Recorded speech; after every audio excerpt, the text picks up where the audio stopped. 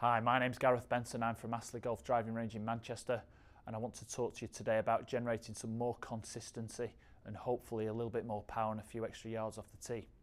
Now, we all think when we're trying to actually swing the golf club, we've got to transfer our weight, which is correct, but most of you out there tend to stand to the ball and think the weight's got to be all on your right leg going back and all on your left going through.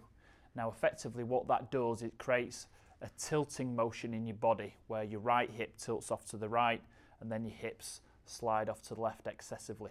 What we're actually trying to do is actually turn your body and contain that body turn within the boundaries of your feet.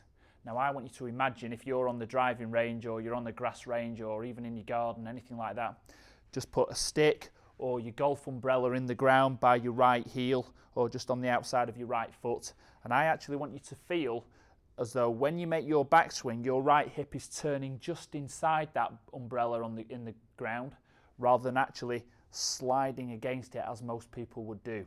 So when you actually turn your right hip, any movement your right hip makes is a slight turning motion. So actually that places the weight more on the inside of your right foot rather than your hips tilting and you're going on the outside.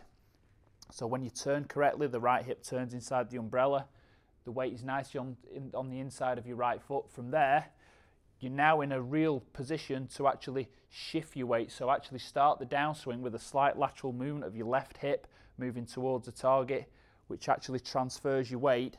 And when you're transferring your weight correctly, the shaft all of a sudden now is leading the club head. So from the correct top of the backswing, as your hips trigger your downswing path, the hands end up leading the club head and you're going to get a lot more compression on the ball. So that's when you achieve actually a nice ball turf contact. So umbrella in the ground by your right foot, allow your right hip to turn inside the umbrella on the way back, and from there allow your left hip to trigger your downswing on the way through.